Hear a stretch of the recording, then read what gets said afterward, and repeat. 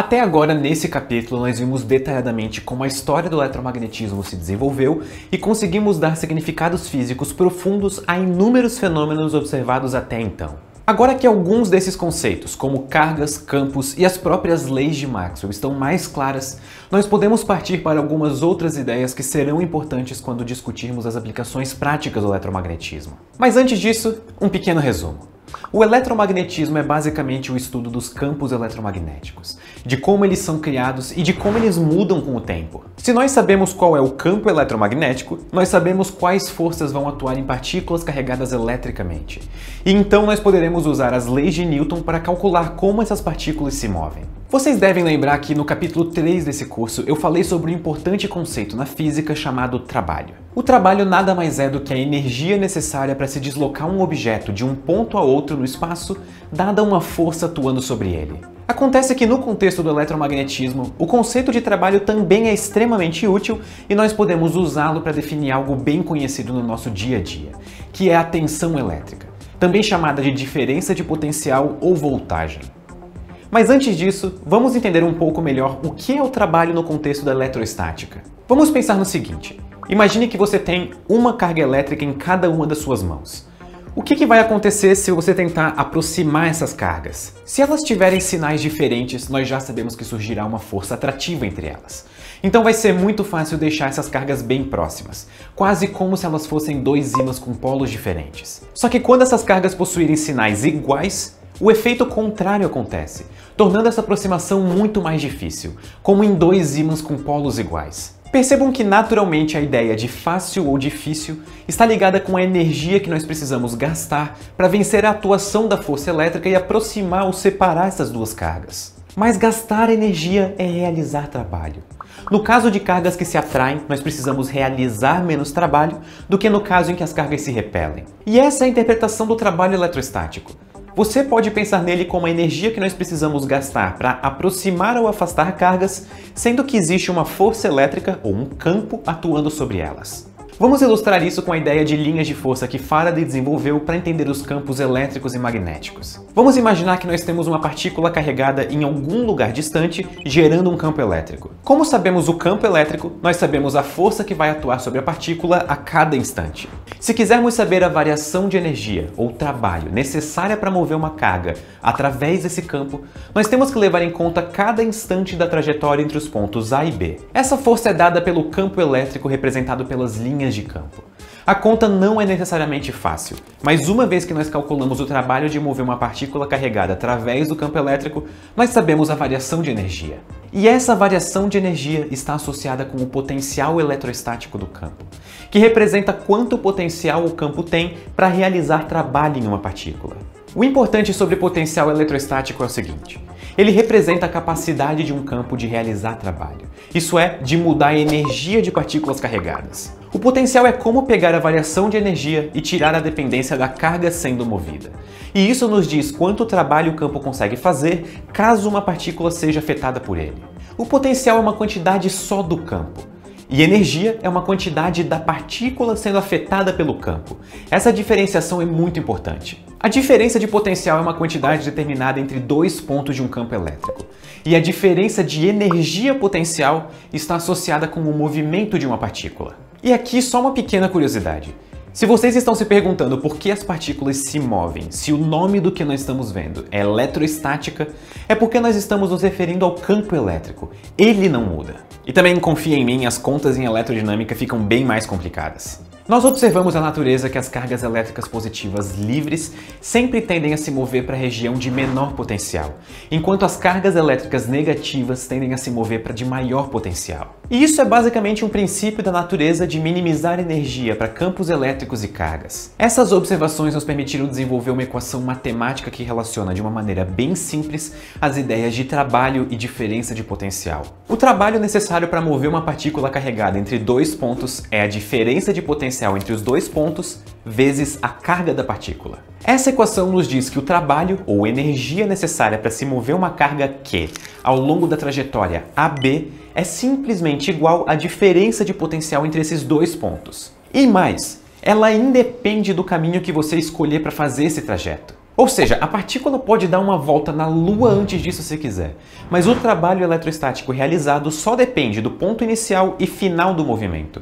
nunca do caminho tomado. Isso nos dá uma maneira muito mais fácil e prática de abordar esse tipo de problema do que no caso anterior, onde nós teríamos que levar em conta diretamente a atuação da força elétrica.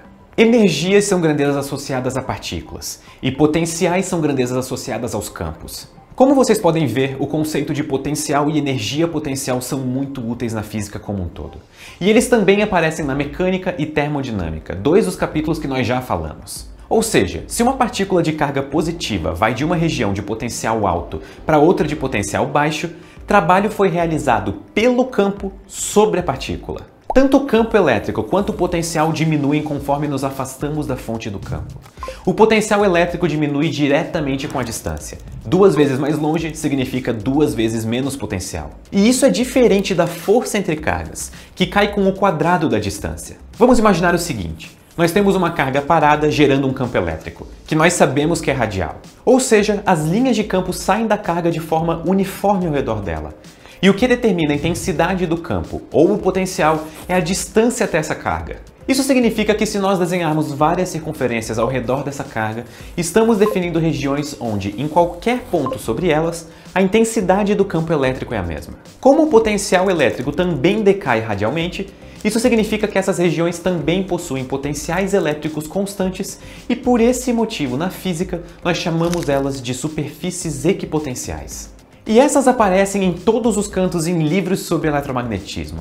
É muito provável que em algum momento da vida vocês tenham visto um mapa topográfico. E as superfícies equipotenciais funcionam exatamente da mesma forma.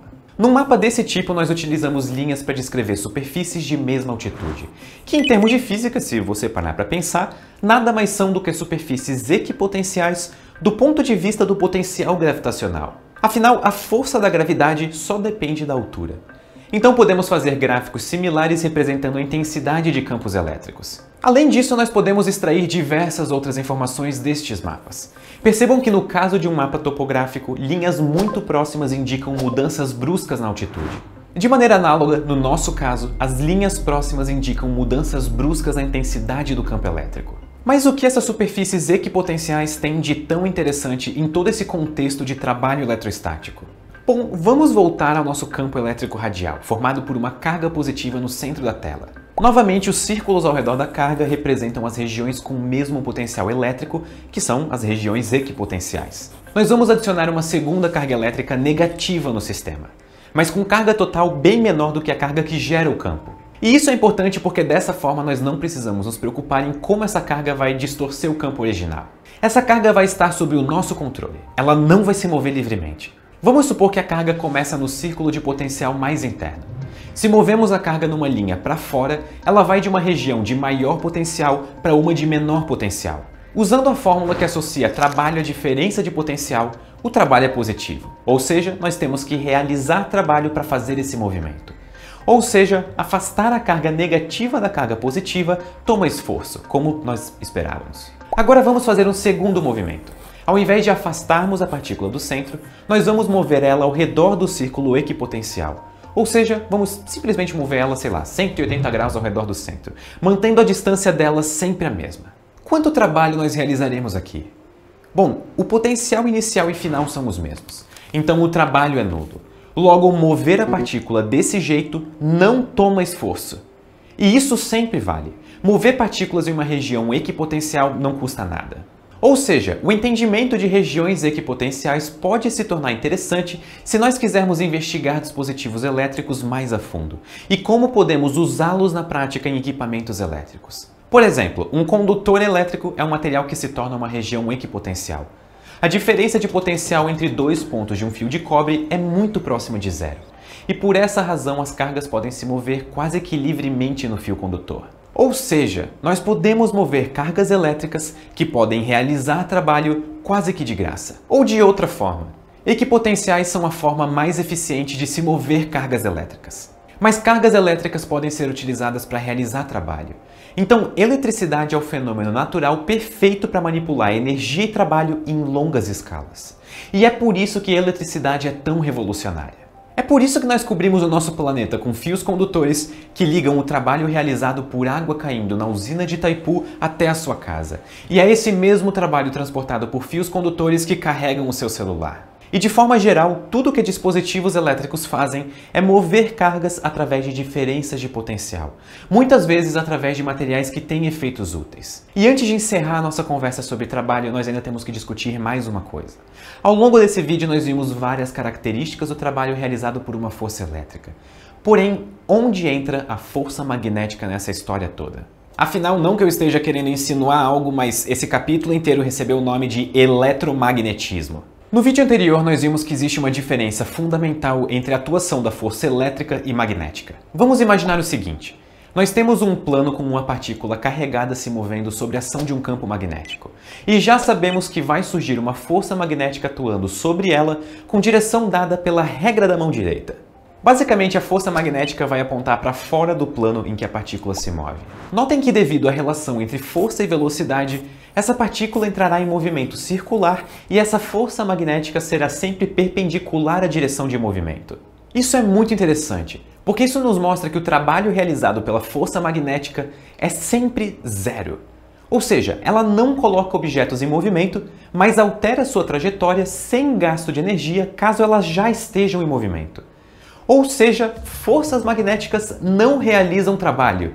E é simplesmente isso. No próximo vídeo nós vamos discutir como o potencial elétrico e as diferenças de potencial foram usadas por Kirchhoff e Ohm para estabelecer as leis fundamentais que permitiram a criação de circuitos elétricos.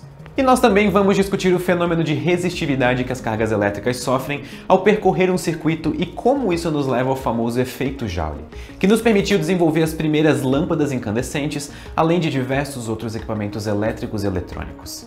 Muito obrigado e até a próxima!